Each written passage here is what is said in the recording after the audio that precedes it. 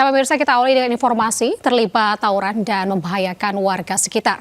Sejumlah remaja ditangkap tim patroli polisi di kawasan Durensawit, Jakarta Timur. Sejumlah senjata tajam yang digunakan turut disita.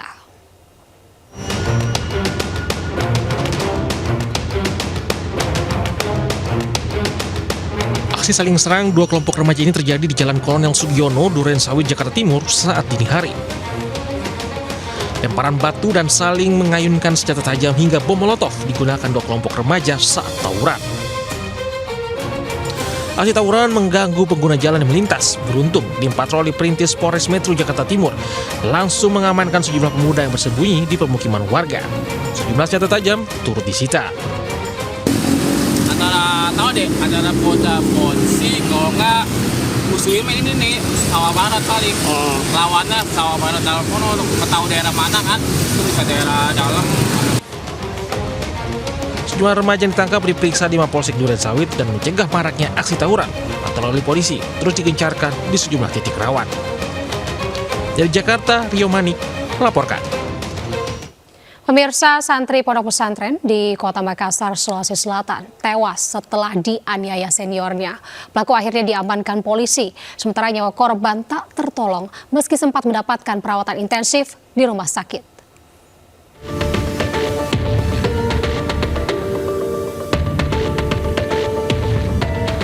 Sempat mendapat perawatan intensif selama 5 hari di Rumah Sakit Grestelina, Kota Makassar, Sulawesi Selatan.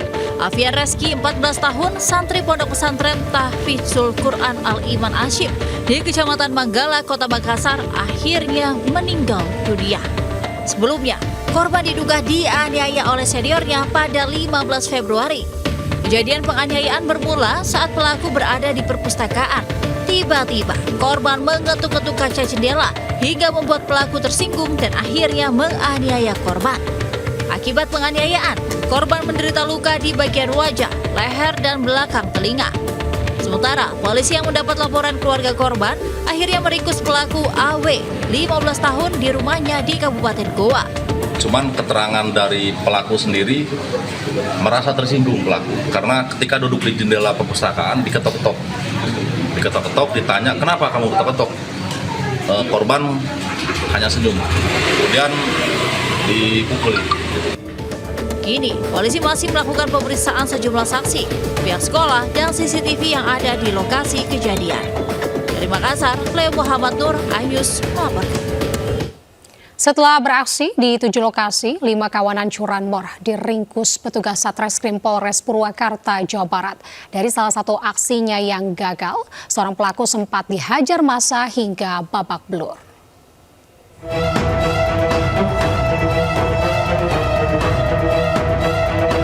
Aksi dua pelaku curanmor di salah satu TKP yang merupakan toko elektronik di Jalan Veteran Purwakarta ini sempat terekam kamera pengawas. Tak perlu waktu lama bagi kedua pelaku untuk memetik motor incarannya. Mengetahui motornya dibawa kabur maling, korban dibantu warga berupaya mengejar para pelaku. Sekitar 400 meter dari TKP, seorang pelaku berhasil ditangkap dan langsung diamuk warga, sedangkan seorang pelaku lainnya berhasil kabur. Beruntung polisi datang ke TKP mengamankan pelaku IA dari amukan warga ke Mapolres Purwakarta. Usai dilakukan pengembangan, petugas berhasil mengamankan 4 anggota komplotan lainnya, yakni AR, FH, PS, dan FN. Selain meringkus pelaku, petugas juga menyita barang bukti berupa 7 sepeda motor, belasan ponsel, STNK, sepeda motor, dan kunci letter T. 5 orang pelaku ini mempunyai peran yang berbeda. Ada pelaku yang berperan sebagai membuka akses bisa masuk ke pekarangan, yaitu membuka congkel pagar atau jendela. Kemudian ada pelaku yang bertugas memetik atau eksekutor. Atas perbuatannya, pelaku dijerat pasal 363 tentang tindak pidana pencurian dengan pemberatan ancaman hukuman 7 tahun pidana penjara. Dari Purwakarta, Jawa Barat, Irwan melaporkan. Aksi pencurian tiang lampu taman di Kelapa Gading, Jakarta Utara sempat dipergoki emak-emak. Meski sudah direkam dan diteriaki emak-emak, maling tersebut tetap membawa tiang yang sudah digergajinya.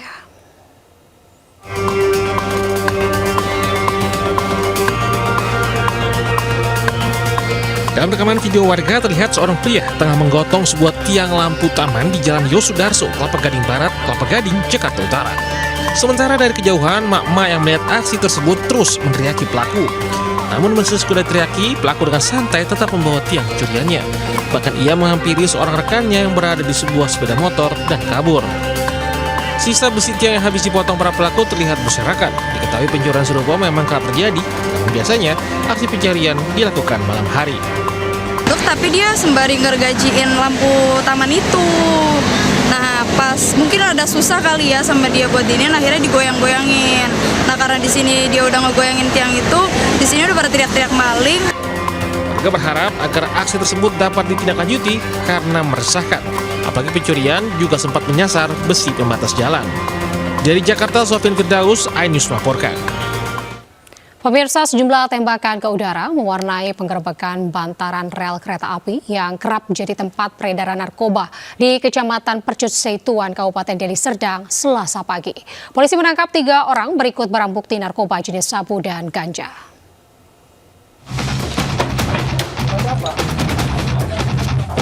Bantaran rel kereta api yang berada di Gang Pisang, Kecamatan Percut Seituan, Kabupaten Deli Serdang ini digerebek petugas Satres Narkoba Polrestabes Medan. Usai praktek jual beli narkoba kembali terjadi di kawasan ini. Petugas terpaksa meletuskan sejumlah tembakan peringatan ke udara usai sejumlah pria yang sebelumnya sudah menjadi target berupaya melarikan diri dari sergapan petugas. Usai sempat terlibat kejar-kejaran di atas jalur kereta api, polisi akhirnya berhasil menangkap 3 pria. 2 diantaranya diduga merupakan pengedar narkotik jenis sabu dan ganja. Petugas juga turut menyita narkotika jenis sabu, ganja, alat hisap hingga timbangan elektrik. Itu BB-nya kita temukan, salah satunya itu ada ganja, ada sabu. Tapi ketiga orang tersebut masih kita dalami untuk peran-perannya. Apakah dia pengguna atau pengedar, akan kita lakukan lebih lanjut untuk penyelidikan lebih lanjut. Ketiga pelaku yang ditangkap dalam penggerebekan kini diamankan di Polrestabes Medan. Kawasan bantaran rel kereta api sebelumnya sudah berulang kali digerebek. Namun praktek jual beli narkoba masih kerap ditemukan di lokasi ini. Dari Medan, Sumatera Utara, Adi Palapa Harahap, iNews melaporkan. Komplotan pencurian dengan kekerasan yang melibatkan 2 oknum anggota polisi ditangkap Satreskrim Polres Garut, Jawa Barat. Dalam beraksi, pelaku tak segan menganiaya korbannya.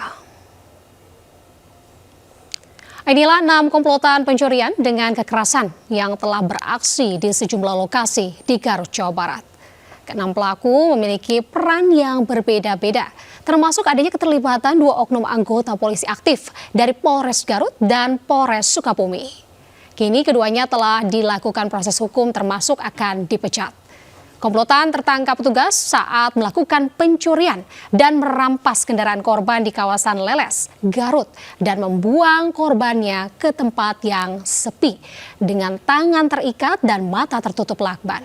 Modus pelaku dengan melakukan pemerasan terhadap korbannya seolah-olah sedang menjalankan tugas penangkapan.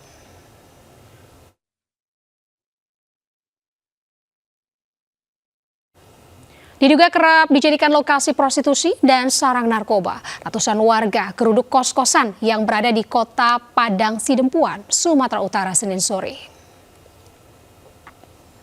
Aksi ini lantaran warga tidak terima dengan aktivitas penghuni kos selama 2 tahun terakhir. Penggerudukan ini berawal lantaran warga resah dengan kehadiran sejumlah orang yang tidak dikenal ke dalam kos-kosan tersebut pada dini hari. Mereka kerap memutar musik keras saat warga sekitar tengah beristirahat.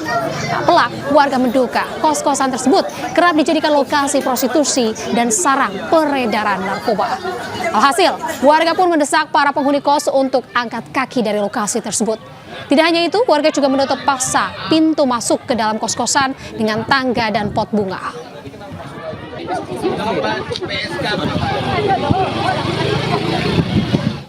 Seorang gadis 16 tahun bersama kekasihnya ditangkap polisi setelah nekat membuang bayi yang baru dilahirkannya.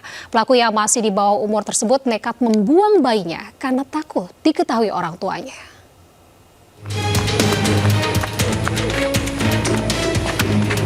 Satuan Reserse Kriminal Polres Nagan Raya meringkus pelaku pembuang bayi di saluran irigasi persawahan warga di kawasan Kecamatan Sunagan Timur, Kabupaten Nagan Raya, Aceh.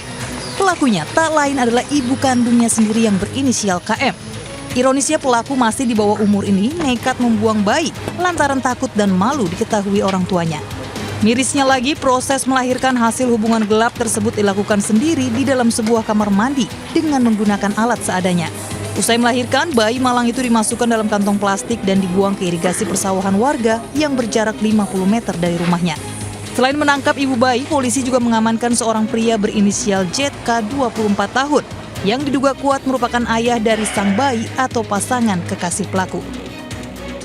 Merasa malu dan takut apabila keluarganya dan warga sekitar mengetahui kalau dia punya hubungan gelap. Sebelumnya, warga Kabupaten Nagan Raya digegerkan penemuan sesosok jasad bayi yang sudah membusuk di areal persawahan warga. Jasad bayi dievakuasi pihak polisian setempat ke Rumah Sakit Umum Sultan Iskandar Muda untuk diotopsi. Dari Kabupaten Nagan Raya Aceh, Afsah, Ainus melaporkan. Pemirsa, diduga akibat korsleting listrik, 2 rumah ludes terbakar di Pondok Kelapa, Durensawit, Jakarta Timur. Akibat peristiwa ini, 1 orang mengalami luka bakar.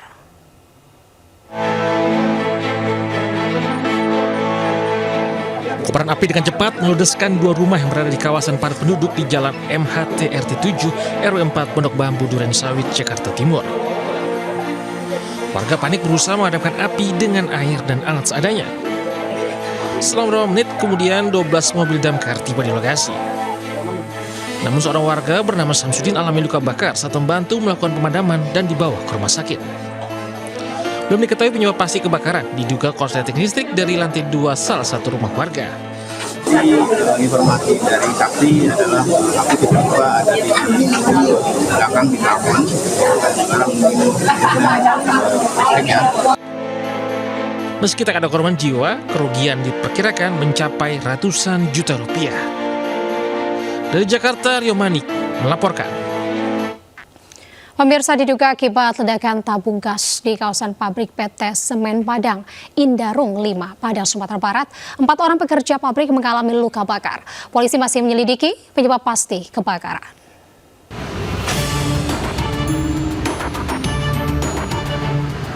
Ledakan terjadi di salah satu area di kawasan Indarung 5 milik PT Semen Padang di daerah Lubuk Kilangan, Kota Padang. Akibat ledakan tersebut, 4 orang pekerja pabrik semen alami luka bakar 30% dan 10% di bagian tubuh dan dilarikan ke IGD Rumah Sakit Muhammad Jamil untuk perawatan medis. Polisi yang datang ke lokasi langsung olah tempat kejadian perkara. Diduga ledakan disebabkan dari tabung gas yang berada di lokasi tersebut. Luka bakar yang agak serius itu di atas 20-30% itu ada 2 orang di resus sekarang, kemudian yang 2 orang lagi ada 1% ujung tangan. Kini, petugas masih selidiki penyebab pasti kebakaran, sementara kegiatan di pabrik telah kembali dilanjutkan. Dari Padang, Sumatera Barat, Budi Sunandar, Ayus melaporkan. Sejumlah warga lanjut usia dan sakit korban banjir di 2 desa Kecamatan Taman Sidoarjo, Jawa Timur dievakuasi. Proses evakuasi berlangsung dramatis. Warga terpaksa dievakuasi bersama kursi rodanya. Warga terpaksa mengevakuasi peralatan seadanya hingga perahu karet milik BPBD Jawa Timur untuk dibawa ke tempat yang lebih aman atau posko-posko yang didirikan secara mandiri oleh warga. Selain di Desa Kramat Jegu, banjir juga melanda Desa Trosobo, Kecamatan Taman. Banjir yang menggenang hingga setinggi 80 cm. Terkait hal ini, BPBD Jawa Timur mulai hari ini mendirikan dapur umum untuk memenuhi kebutuhan warga, hingga akan mengirimkan alat berat untuk menormalisasi aliran Sungai Buntung dan air yang menggenang di kawasan ini dapat surut.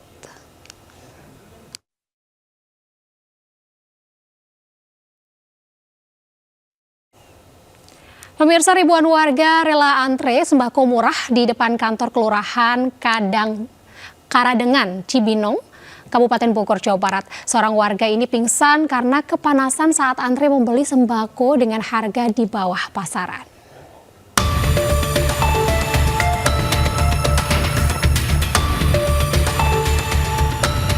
Seorang emak-emak pingsan di depan kantor Kelurahan Karadenan, Kecamatan Cibinong, Kabupaten Bogor. Diduga warga pingsan karena kepanasan saat mengantri sembako murah. Petugas kemudian membawa warga yang pingsan ke tempat yang lebih aman dari kerumunan. Ribuan warga rela antri berdesakan demi mendapatkan sembako di bawah harga pasaran. Pasalnya, warga mengeluh harga kebutuhan pokok saat ini melambung tinggi, terutama beras. Sementara Dinas Ketahanan Pangan Kabupaten Bogor menjual harga sembako yang terdiri dari 11 bahan pangan pokok seperti beras, minyak goreng, dan gula. 54.500, 55.000. 55.000.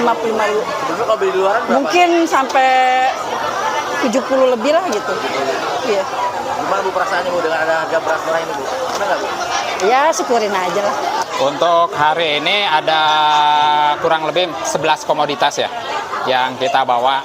Untuk harga kita hari ini di bawah harga pasar ya, karena ini harga sudah dibantu dari pemerintah Kabupaten Bogor sebesar 2.000, dari Provinsi 2.000. Sementara seorang emak-emak nyaris pingsan kelelahan dan seorang balita menangis akibat terjepit di kerumunan massa lantaran antri berdesakan untuk mendapatkan beras murah. Petugas terpaksa mengevakuasi mereka untuk keluar dari kerumunan massa. Meski demikian, warga antusias mengikuti program-program pasar murah yang dilaksanakan rutin oleh pemerintah Provinsi Jawa Timur, pemerintah Kota Probolinggo, dan Bulog. Dari Probolinggo, Jawa Timur, dan Bogor, Jawa Barat, Wil dan Hidayat Hana Purwadi Ayus melaporkan. Pemirsa, pasca pemilu, harga sejumlah komoditas pangan melambung di sejumlah pasar tradisional. Di Pasar Palmerah, Jakarta Barat, harga beras premium tembus Rp16.000 per kilogram. Sedangkan harga cabai rawit merah naik Rp80.000 per kilogram.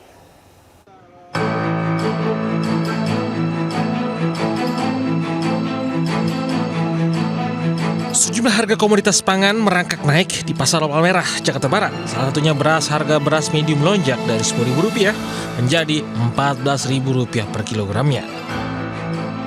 Sedangkan beras premium tembus Rp16.000, sebelumnya Rp13.000 per kilogram. Selain mahal, pasokan beras terutama beras kualitas rendah kini sulit didapat. Selain beras, harga cabai juga ikut melambung dari Rp60.000 menjadi Rp80.000 per kilogram. Sementara harga bawang merah mulai naik, tembus Rp40.000 per kilogram. Lambungnya harga sejumlah sembako ini terjadi akibat pasokan yang terbatas. Itu kok capek kan kosong, jadinya ya naik.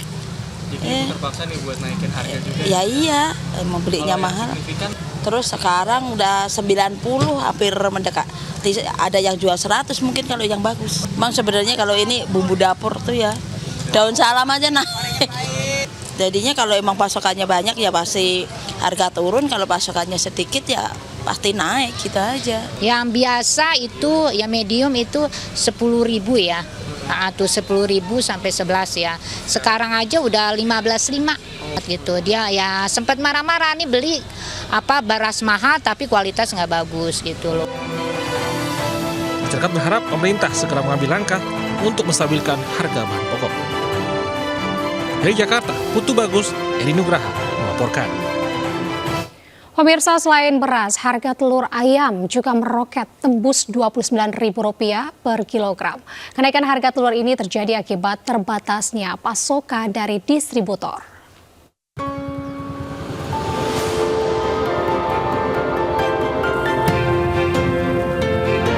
Di pasar tradisional Serdang, Kebayoran, Jakarta Pusat, selain beras, harga telur ayam ikut meroket. Sebelumnya dijual seharga Rp25.000, naik menjadi Rp29.000 per kilogram. Kenaikan harga komoditi secara bertahap ini dikeluhkan para pedagang karena sepi pembeli berdampak omset penjualan menurun drastis. Lonjakan harga telur karena sulitnya pasokan dari distributor. Normalnya sih 25, sekarang naik jadi 29 per kilo. Udah dari kapan? Stok sulit nyari telurnya. Nyari telur juga terbatas. Harga beras segala macam lah, tolong minta diturunkan ya. Soalnya terasa banget buat rakyat kecil ya Pak. Yang saya beli yang biasa harga 11.000 sekarang jadi 13.000. Terasa banget buat saya orang yang jualan. Kualitasnya gimana Bu? Selain itu, harga beras ketan juga alami kenaikan dari Rp16.000 menjadi Rp22.000 per kilogram. Warga berharap pemerintah segera menstabilkan harga bahan pokok sebelum memasuki bulan suci Ramadan. Dari Jakarta, Ranison Sanjaya, Ayus melaporkan. Pemirsa, Kepolisian Polrestabes Palembang amankan sopir yang menabrak ojol dan penumpangnya hingga tewas. Pelaku berhasil diamankan setelah sebelumnya kabur. Insiden ini terekam kamera CCTV.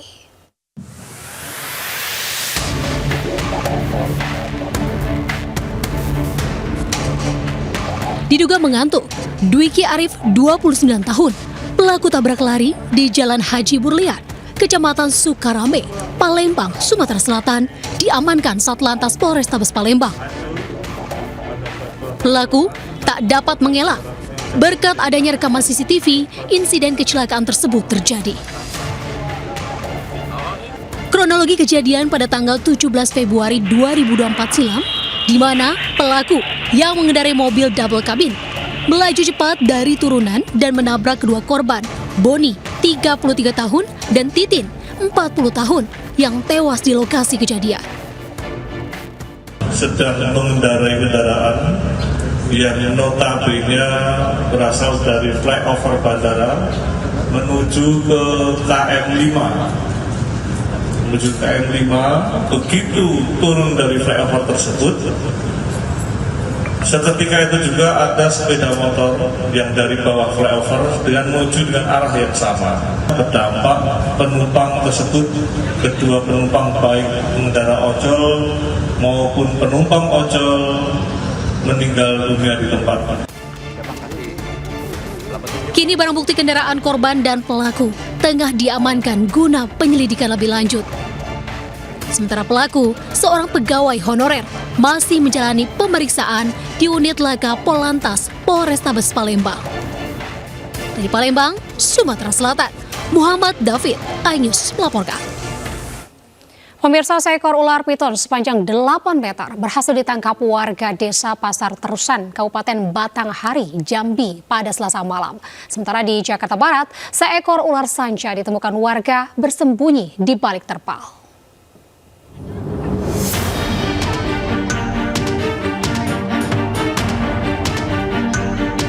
Warga desa Pasar Terusan, Kecamatan Muara Bulian, Kabupaten Batanghari, Jambi, digegerkan dengan kemunculan seekor ular piton sepanjang 8 meter di tengah permukiman warga.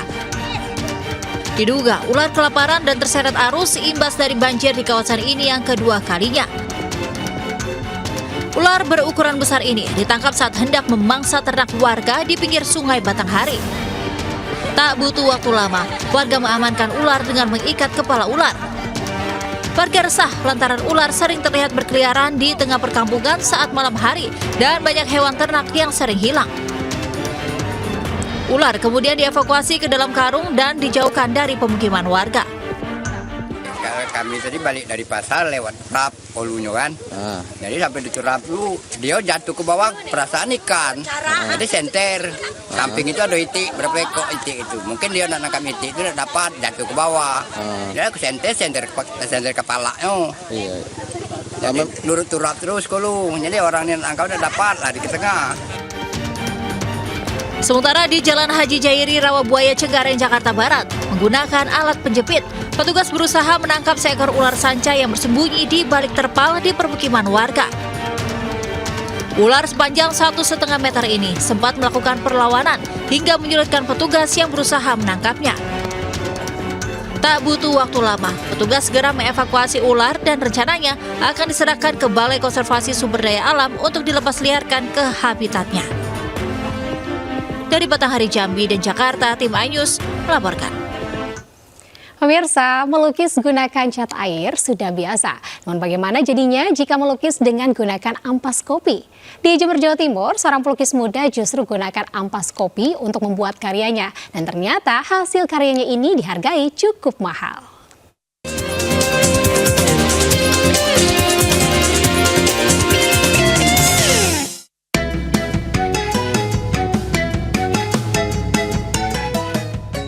Melukis menggunakan ampas kopi, apa bisa? Bagi Sony Hidayat, seorang seniman lukis realis asal Jember, Jawa Timur ini biasa dilakukannya. Ide ini berawal saat Sony ngopi-ngopi dengan temannya. Sisa ampas kopi di gelasnya justru dijadikan bahan melukis wajah di atas kertas. Meski berasal dari bahan sederhana, yaitu air dan bubuk kopi saja, Lukisan ampas kopi ini justru memiliki nilai artistik dan eksklusif. Pelukis ampas kopi membutuhkan kepiawaian khusus.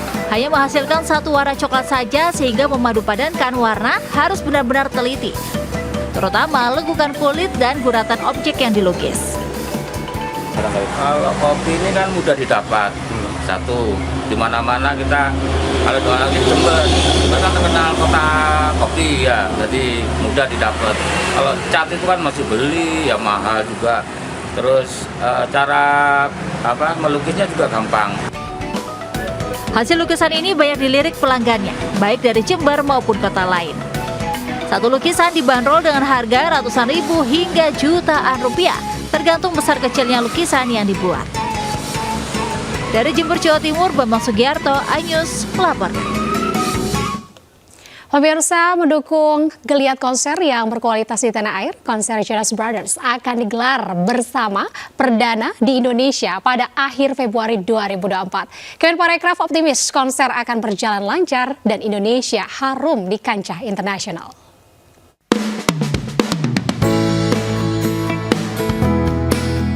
Kementerian Pariwisata dan Ekonomi Kreatif terus berupaya mendongkrak kembali penyelenggaraan konser berkualitas di dalam negeri. Untuk mendongkrak konser berkualitas, Kemenparekraf mendatangkan Jonas Brothers, band pop rock asal Amerika Serikat. Personil yang terdiri dari Kevin Jonas, Joe Jonas, dan Nick Jonas akan perdana memikat hati penggemarnya di Indonesia pada Sabtu 24 Februari mendatang di ICE BSD. Kemenparekraf juga memberikan dukungan kepada para promotor tanah air dalam mengundang para artis dan musisi internasional. Ini tentu kita senang banget ya menyambut event ini. Dari sisi kita, ini pasti akan menambah atau menciptakan lapangan pekerjaan untuk sektor pariwisata dan ekonomi kreatif tentunya, dan juga tentunya juga ini juga mempromosikan destinasi MICE yang I-nya event ya, juga event tadi sport, kita juga musik, dan nggak cuma Bali tapi Jakarta, dalam hal ini Greater Jakarta. Dalam konser di ICE BSD nanti, penyanyi lokal asal Indonesia Putri Aryani akan tampil sebagai pembuka di gelaran konser Jonas Brothers. Dari Jakarta, Fakih Satrio, iNews melaporkan. Pemirsa, sudah puluhan tahun siswa sekolah dasar di Kabupaten Serang, Banten harus mempertaruhkan nyawa demi mengenyam pendidikan dengan menyeberangi sungai menggunakan rakit bambu sederhana. Aliran sungai Cidurian itu terpaksa diseberangi lantaran ini merupakan akses terdekat menuju sekolah.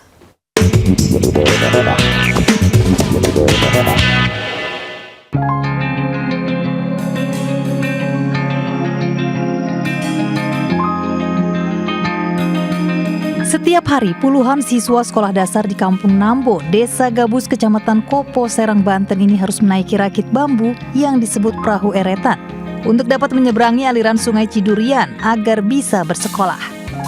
Anak-anak sekolah dasar ini pun harus bergantian menumpangi rakit bambu karena perahu bambu kecil ini tak mampu menampung banyak orang.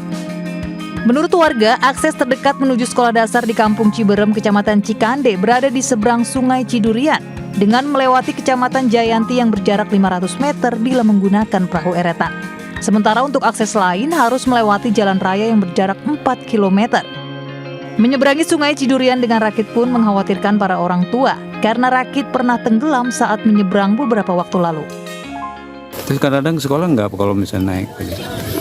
Kadang-kadang sekolah, kadang-kadang enggak. Oh, gitu. Iya. Terus pengennya gimana? Pengennya mau buat jembatan, Pak. Ya, harapan saya sih pengen dibikinin jembatan gitu. Biar anak-anak nggak ketinggalan pelajaran kalau ada gangguan jalan kayak gini gitu. Pak, kan kadang rakitnya putus. Kena arus banjir, putus nggak ada.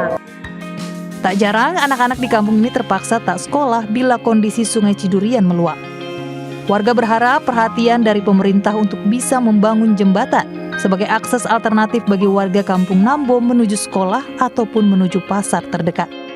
Dari Serang, Banten, Mahesa Priandi, iNews melaporkan. Pemirsa, Presiden Joko Widodo menghadiri puncak perayaan Hari Pers Nasional 2024 di E-Conventional Hall Ancol, Jakarta. Presiden pun berterima kasih dan mengapresiasi kinerja para wartawan terkhusus dalam mengawal pemilu 2024. Puncak perayaan Hari Pers Nasional 2024 dihadiri langsung Presiden RI Joko Widodo.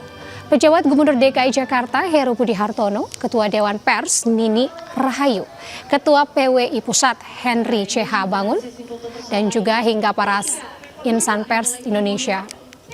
Dalam sambutannya, Presiden Jokowi menyampaikan terima kasih kepada seluruh insan pers yang telah melakukan pemberitaan secara jujur dan sesuai fakta, terutama saat mengawal pelaksanaan pemilu 2024. Jokowi juga menyebut pemerintah terus melindungi kebebasan pers untuk mendukung jurnalisme berkualitas. Jurnalisme berkualitas dan keberlanjutan industri media konvensional menjadi perhatian penting pemerintah dan ini yang dinanti-nanti. Setelah sekian lama, setelah melalui perdebatan panjang, akhirnya kemarin saya menandatangani peraturan Presiden tentang tanggung jawab platform digital untuk mendukung jurnalisme berkualitas atau yang kita kenal sebagai Perpres Publisher Right. Rumah seorang ketua KPPS 06 Nyala Budaya, Pamekasan, Jawa Timur dibom orang tak dikenal. Sesaat lagi di Lintas Ayus Pagi.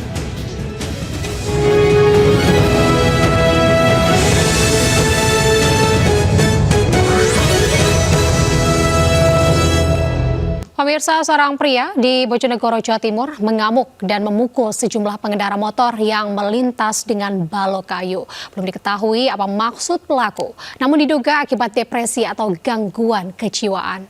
Beruntung pelaku segera diamankan warga sebelum diserahkan ke kepolisian setempat.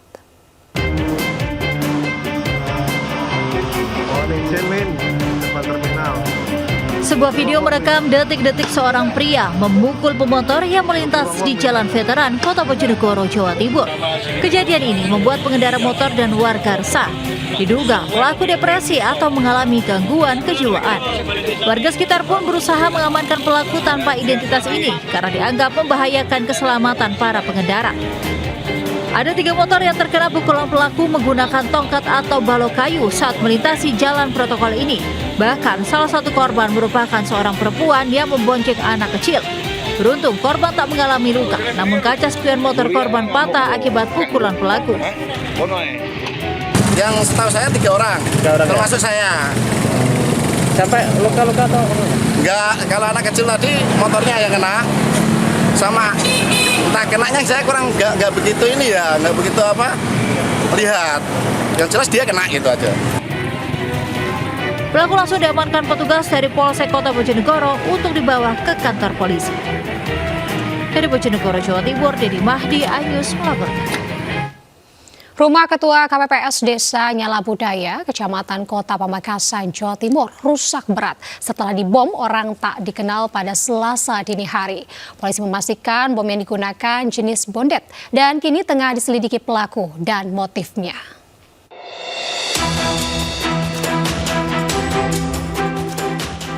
Rumah Ketua KPPS 6 Desa Nyala Budaya, Kota Pamekasan, Kushairi, rusak berat dan porak-poranda akibat ledakan bom yang dilempar orang tak dikenal.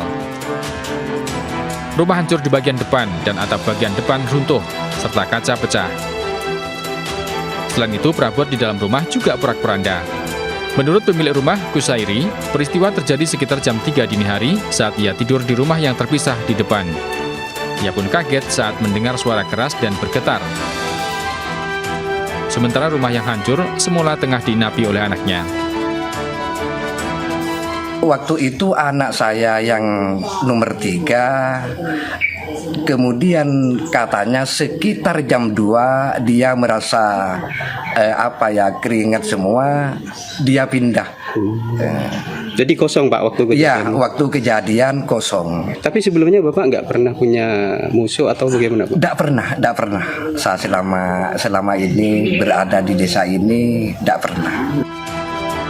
Sementara Kapolda Jawa Timur Irjen Pol Imam Sugianto menyebut ledakan di rumah Ketua KPPS di Pamekasan bersumber dari bom ikan atau bondet. Saat ini sejumlah saksi tengah diperiksa untuk penyidikan oleh Polres Pamekasan dan Polda Jatim. Sudah di Pamekasan ya, sudah kita identifikasi bahan dasarnya adalah dari kalau nggak salah bom ikan bondet. mudah-mudahan motif sama pelaku sedang didalami sama tim dalam waktu yang tidak terlalu lama, mudah-mudahan bisa kita ungkap. Doakan aja ya. Tapi alhamdulillah tidak ada korban. Polisi terus melakukan penyelidikan. Meski sejumlah saksi telah diperiksa, namun belum mengarah siapa pelakunya. Dari Pamekasan dan Surabaya, Jawa Timur, Dedi Prianto dan Hari Tambayong, iNews melaporkan. Pemirsa, mendapati kotak suara yang tidak tersegel. Salah seorang kader partai mengamuk dan menganiaya petugas PPK di kantor gudang logistik PPK Cikarang Timur, Kabupaten Bekasi, Jawa Barat. Tak terima perbuatan pelaku, petugas PPK pun melaporkannya ke polisi.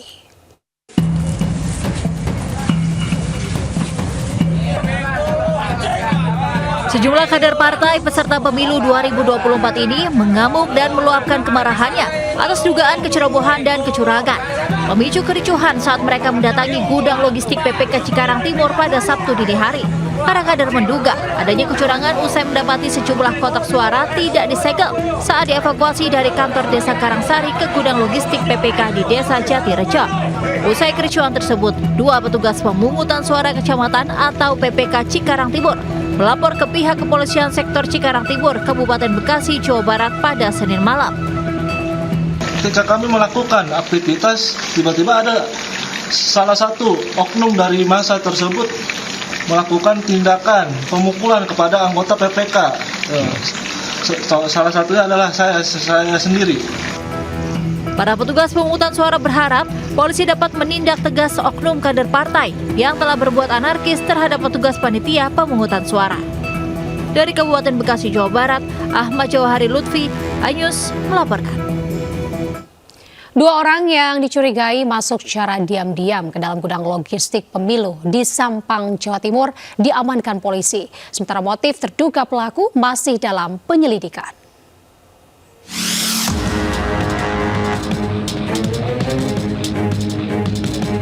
Rekaman video amatir menunjukkan polisi mengamankan dan menggiring ke dalam mobil 2 orang tidak dikenal yang nekat masuk ke dalam salah satu gudang logistik pemilu di Desa Sokobanah Daya, Sokobanah, Kabupaten Sampang, Madura.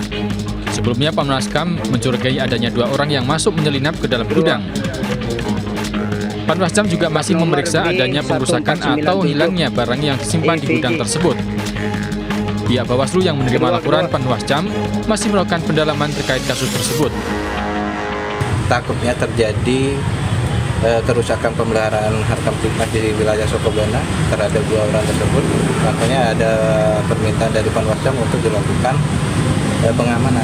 Sore ini kami akan menggali informasi kebenarannya seperti apa yang sudah dilakukan oleh oknum 2 orang itu di gudang logistik yang dirusak atau merusak atau tidak. Kami nantinya akan menelusuri di sore hari ini. Kini kedua pelaku masih diamankan di Mapolres Sampang sambil menunggu hasil laporan Panwaslu yang mendalami kasus tersebut. Dari Sampang, Jawa Timur, Fatur Rahman, iNews melaporkan. Diduga kelelahan saat bertugas, seorang anggota kelompok penyelenggara pemungutan suara KPPS Pemilu 2024 di Boyolali, Jawa Tengah meninggal dunia. Sempat dirawat selama 5 hari di rumah sakit, nyawa korban tidak tertolong.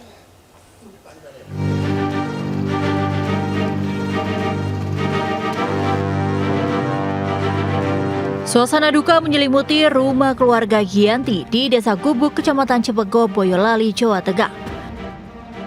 Para pelayat baik dari warga, kerabat hingga keluarga tapak silih berganti berdatangan ke rumah duka.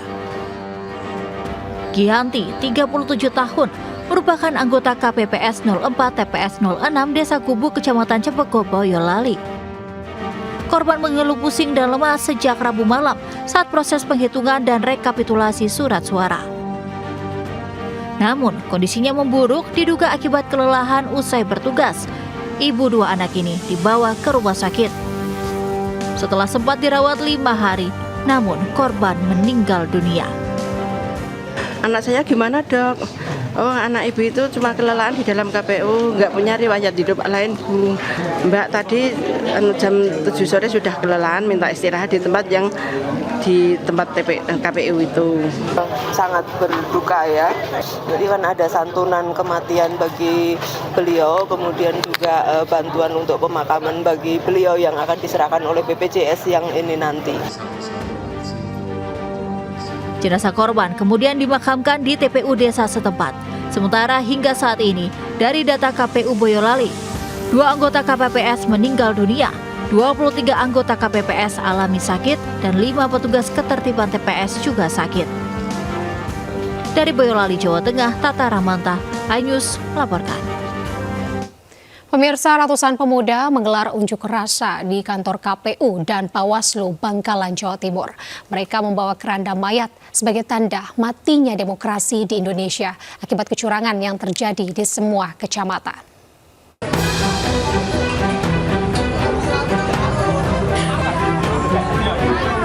Masa menggeruduk 2 kantor penyelenggara pemilu, yakni KPU dan kantor Bawaslu Kabupaten Bangkalan.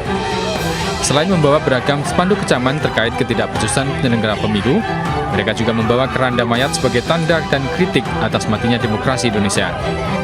Masa menyoroti suara pemilu bisa diatur oleh segelintir pihak untuk memenangkan pihak atau calon tertentu, baik dalam pemilihan legislatif maupun pemilihan presiden wakil presiden. Mereka pun menuding telah terjadi kecurangan secara masif dan menuntut pelaksanaan pemilu ulang semua TPS di Kabupaten Bangkalan. Penggelembungan data sudah jelas. Bawaslu menekan ke PPS bagaimana salah satu calon harus dapat suara tanpa dicoblos. Jadi kami menuntut pemilihan ulang di Bangkalan ini. Silakan. Sementara pihak Bawaslu terbuka atas kritikan maupun pengaduan dugaan kecurangan pemilu dari setiap elemen masyarakat. Bawaslu sendiri telah melakukan banyak investigasi dan memproses laporan atau pengaduan terkait dugaan pemilu. Sebagian laporan telah direkomendasikan ke KPU. Dari Bangkalan, Jawa Timur, Taufik Syahrawi, iNews melaporkan. Sementara di Yogyakarta, massa yang tergabung dalam Gerakan Rakyat untuk Demokrasi dan Keadilan Garda berunjuk rasa di depan kantor KPU Daerah Istimewa Yogyakarta.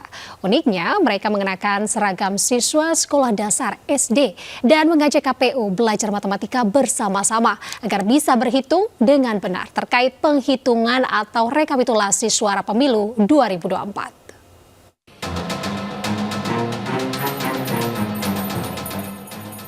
Aksi bertajuk Sinau Matematika bersama KPU ini digelar ratusan massa yang tergabung dalam Gerakan Rakyat untuk Demokrasi dan Keadilan Garda di halaman kantor KPU Daerah Istimewa Yogyakarta DIY.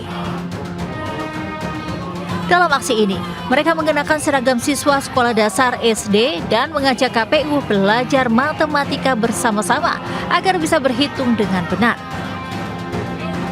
Para demonstran ini memprotes banyaknya dugaan kecurangan dalam pelaksanaan pemilu 2024, terutama saat rekapitulasi hasil pemungutan suara. Di antaranya terdapat indikasi penggelembungan suara di berbagai daerah, kisru aplikasi Sirekap KPU, hingga penghentian rekapitulasi tingkat kecamatan. KPU ini kami akan menyampaikan aspirasi, kami akan mengajari kembali KPU bagaimana cara menghitung yang benar. Anak SD pun tahu bagaimana cara menghitung yang benar. Itulah sebabnya tema kali ini adalah Sinau Matematika bareng KPU. Terkait dengan itu tadi perbaikan angka-angka yang anomali itu, ekstrim itu kan diperbaiki. Nah, diperbaiki di dalam Sirekap sehingga rekap di kecamatan itu bisa sudah menggunakan angka-angka yang di info pemilu itu sinkron. Sebelum membubarkan diri, masa aksi memberikan sejumlah buku pelajaran matematika kepada Ketua KPU DIY sebagai bentuk pengingat dan simbol untuk mengawal perhitungan suara secara benar. Dari Yogyakarta, Heru Trijoko, iNews melaporkan. Pemirsa, calon wakil presiden nomor urut 03 Mahfud MD meminta agar sistem aplikasi Sirekap dilakukan audit digital forensik. Hal ini perlu dilakukan untuk mengungkap kebenaran terkait permasalahan aplikasi Sirekap yang menampilkan hasil penghitungan tidak sesuai dengan hasil penghitungan di TPS.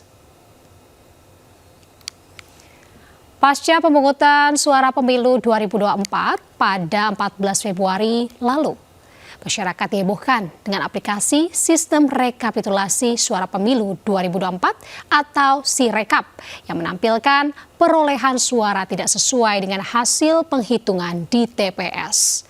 Banyaknya perbedaan data antara formulir dengan data aplikasi menimbulkan persepsi di masyarakat akan dugaan kecurangan dalam pelaksanaan pemilu 2024. Cawapres nomor urut 03 Mahfud MD pun mengusulkan dilakukan audit digital forensik oleh lembaga independen untuk memastikan kebenaran apa yang sebenarnya terjadi.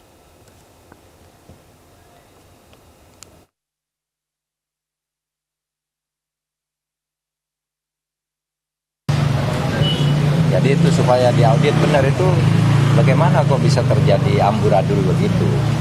Berbagai cara kesalahan secara teknologis gitu kan ditemukan.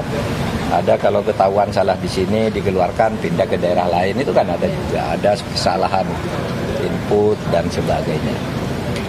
Nah itu sebabnya lalu menimbulkan kecurigaan. Oleh sebab itu perlu diadakan audit digital forensik terhadap SIREKAP dan sistem data server KPU-nya sekalian.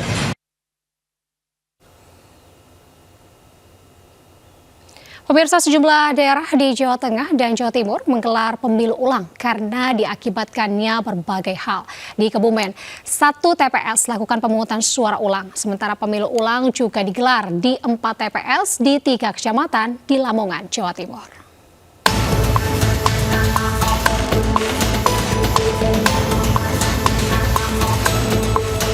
TPS 4 Desa Tanjung Sari, Kecamatan Petanahan, Kebumen melakukan pemungutan suara ulang PSU Selasa pagi. Warga antusias datang untuk menggunakan hak suaranya. Pemungutan suara ulang ini digelar di 26 TPS di kabupaten kota di Jawa Tengah. PSU ini dilakukan karena adanya faktor kesalahan petugas dalam pemahaman tentang ketentuan daftar pemilih tambahan DPT dan daftar pemilih khusus DPK. Pemungutan suara ulang ini pun dijaga ketat oleh personel kepolisian. 26 TPS di 13 kabupaten semua itu ketentuan di daftar pemilih tambahan dan juga daftar pemilih khusus DPK namanya. Nah, itu yang tidak memenuhi kriteria. Ini lebih pada faktor teknis. Ya juga mungkin human error. Sementara di Kabupaten Lamongan, Jawa Timur, 4 TPS di 3 kecamatan, yakni Pucuk, Ngimbang, dan Brondok, juga melakukan pemungutan suara ulang. 3 TPS melakukan pemilu ulang untuk pemilihan presiden, sementara 1 TPS melakukan pemungutan suara ulang untuk capres dan pemilihan DPD. Pemilihan ulang ini dilakukan lantaran ada warga luar daerah tak masuk daftar pemilih tambahan, nekat mencoblos di TPS ini tanpa dilengkapi dokumen pindah memilih. Namun, partisipasi pemilih saat pemungutan suara ulang kali ini menurun karena sebagian besar pemilih telah kembali bekerja. Dari Kebumen, Jawa Tengah dan Lamongan, Jawa Timur, tim Liputan iNews melaporkan. Pemirsa, viral salah satu tim sukses caleg DPRD Kabupaten Nrekang, Sulawesi Selatan mendatangi warga untuk meminta kembali uang money politik yang telah diberikan ke warga. Diduga penarikan kembali uang money politik karena perolehan suara caleg tidak sesuai target. Viral di media sosial, seorang wanita yang diduga tim sukses salah satu calon anggota DPRD Kabupaten Nrekang, Sulawesi Selatan, mendatangi rumah warga dan meminta dikembalikan uang yang diberikan sebelum hari pencoblosan. Video berdurasi 2 menit tersebut tersebar luas di sejumlah platform media sosial, sehingga mendapat berbagai tanggapan warganet yang menilai oknum tim sukses tersebut arogan.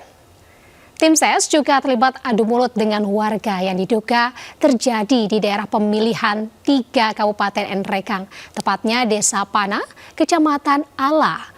Bawaslu Nrekang telah menerima laporan kasus money politik ini dan tengah menelusuri video viral untuk ditindaklanjuti bersama Gakumdu. Kita masih melakukan pengkajian lebih dalam terkait itu, pasal apa yang bisa kita masukkan di situ terkait dengan money politik. Tapi hari ini kasusnya akan diproses atau gimana? Ya, pasti. Semua kasus di Bawaslu itu kita proses sesuai dengan aturan yang ada. Sementara itu, Presiden Joko Widodo tidak menanggapi isu yang berkembang terkait pelantikan Ketua Umum Partai Demokrat Agus Harimurti Yudhoyono menjadi Menteri ATR BPN menggantikan Hadi Cahyanto dan pelantikan Marsikal Purnawirawan Hadi Cahyanto sebagai Menko Polhukam menggantikan Mahfud MD. Presiden pun meminta masyarakat untuk menunggu pelaksanaan reshuffle pada hari Rabu siang nanti. Berikut pernyataan Presiden Joko Widodo usai menghadiri Hari Pers Nasional 2024 Selasa siang. Pak, terkait dengan pelantikan Menko Polhukam, Pak. Besok ditunggu saja jam 10. Siapa aja, Pak? Apa benar Pak Hadi akan dijadikan Menko Polhukam, Pak? Dan apa benar Pak Hadi akan dijadikan Menko Polhukam dan Pak Hadi jadi? Besok dilihat jam 10. Siapa saja Pak undangannya, Pak? Pak aja Pak yang akan direshuffle, Pak. Besok dilihat saja jam 10. Pak izin beredar Pak Hayi juga jadi Menteri ATR, Pak. Apakah benar itu, Pak? Benar nggak, Pak? Besok ditunggu saja. Pemirsa, sejumlah peristiwa menarik kami rangkum untuk Anda. Di antaranya 2 kelompok remaja di Durensawit, Jakarta Timur terlibat tawuran gunakan senjata tajam dan bom molotov. Dan berikut rangkaian peristiwa di sekitar kita.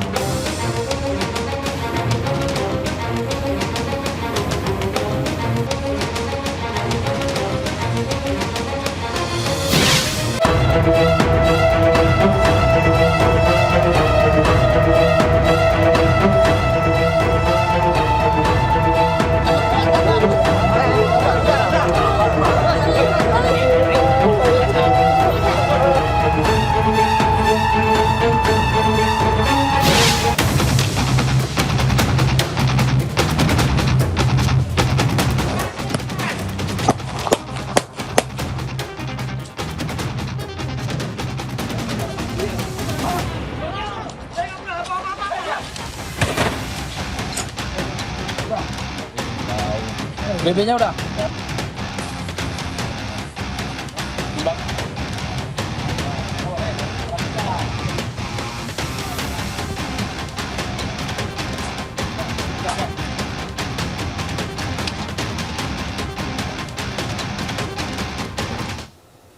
Ya, pemirsa, informasi tadi sekaligus menutup Lintas Anyus pagi hari ini. Saya Anita Dewi dan seluruh kerabat kerja pamit undur diri. Selamat pagi, selamat beraktivitas. Wassalamualaikum warahmatullahi wabarakatuh.